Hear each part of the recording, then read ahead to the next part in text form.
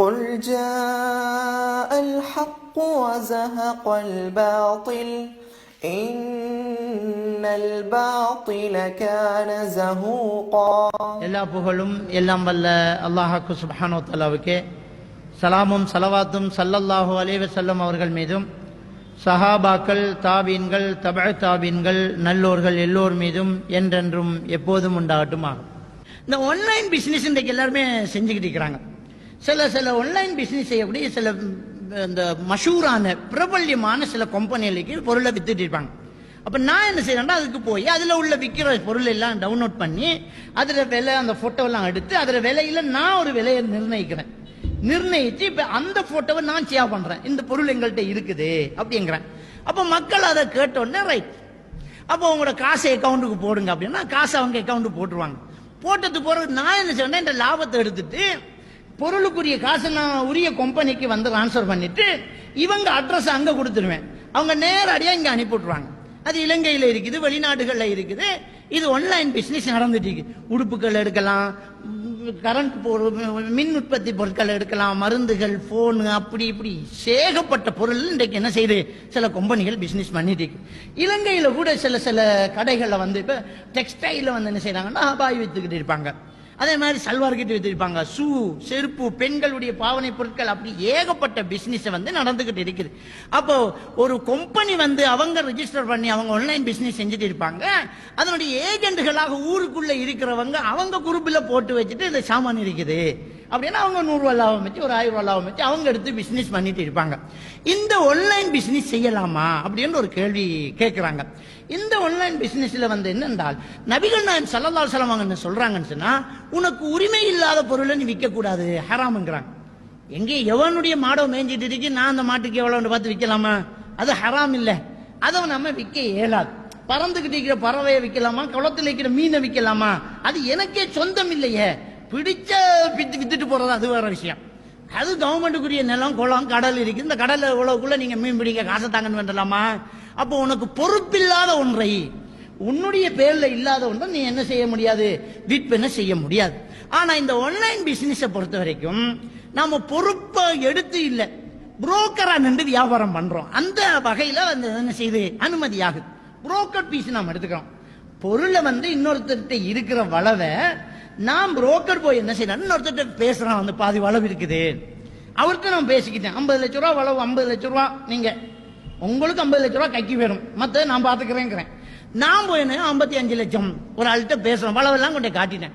உறுதி எழுதுற நேரம் தான் அவனுக்கு தெரியுது இவர் தான் வளவன், 50 அங்க 5 இங்க. இது புரோக்கர் பீஸ். அந்த புரோக்கர் பீஸா எடுக்கிறது அனுமதியான்னு கேட்டா அது அனுமதி. இந்த புரோக்கர் பீஸ் என்ன அனுமதி இல்லை. இந்த ஆன்லைன் பிசினஸ்ல இன்னொருத்தர் பொருளை, உரிய பொருள் என்ன இருக்குது, இவ்வளவுதான், இவ்வளவு காசுண்டா ஒரு ஒப்பந்தம் செஞ்சதுக்கு பிறகு பொருளை நான் கொடுக்கிறேன். கொடுத்தால் நான் இடையில புரோக்கரா லாபம் எடுக்கிறேன். இது மார்க்கத்தில் தடை இல்லை, அனுமதி. ஆனால் மோசடி நடக்கக்கூடாது. காட்டின ஒன்று, பார்த்த ஒன்று, வந்தது ஒன்றாக இருக்கக்கூடாது. ஏன்னா அந்த நேரடியா கண்ணால பார்க்கல, நம்ம போட்டோல காட்டுறோம். இந்த போட்டோல காட்டி வியாபாரம் பண்றதுல இமாம்கள் கூடையில சில கருத்து முரண்பாடுகள் இருக்குது. ஒரு சிலர் உணவுப் பொருட்களை எல்லாம் போட்டோல காட்டி பிசினஸ் பண்ண முடியாது அப்படிங்கிறாங்க. ஏன்னா அது பழுதாகும், போறதுக்கு நாள் எடுக்கும், அதெல்லாம் பண்ண முடியாது.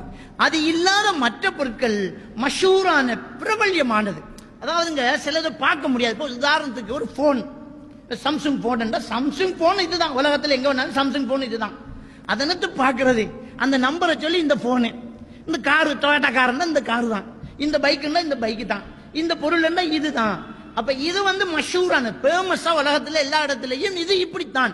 அப்ப கலர் செலக்டிங் காண்டலாம், இந்த என்ன கலர் வேணும், இல்ல என்ன சைஸ் வேணும், எத்தனை பவர், எத்தனை ஹோஸ் பவர் உங்களுக்கு வேணும், இல்ல என்ன அளவு வேணும் என்று நம்ம காட்டுறோம், விற்கிறோம். அப்ப அப்படி காட்டும் போது அது அவங்க போட்டோல பார்த்தது சாமான் தான் அவங்களுக்கு இப்ப என்ன செய்ய போகுது, கிடைக்க போகுது. அது மஷூரானது, அதுல மாற்று பேர் வழிகள் இல்லை. ஆனா என்ன செய்யக்கூடாது என்றால், ஒரு பிரபல்யமான ஒரு கம்பெனியினுடைய ஒன்றை அதே மாதிரி அதே பெச்ச போட்டு நாங்க போட்டு அவன் கம்பெனிக்கு மோசடி செஞ்சு நாம வியாபாரம் பண்ணக்கூடாது. ஒருத்தன் ரிஜிஸ்டர் பண்ணியிருப்பான், அவன் சேட்டுக்கு ஒரு பெச்சு இருக்கும், அவன் ஒரு பேர் இருக்கும், அவன் கொல்ட்டி வேற, அவன் துணி வேற, அவன் பட்டன் வேற, அவன் அடிச்சிட்டு இருக்கான். அதே பேரில் நாம ஒரு ஷர்ட் அதே மாதிரி டிசைன் பண்ணிட்டு அந்த சாமான் அரை விலைக்கு நாங்க தாரம் என்று கொடுத்தால் ஒரு கம்பெனிக்கு செய்யக்கூடிய ஒரு மோசடியாக என்ன செய்யுது, அது இருக்குது.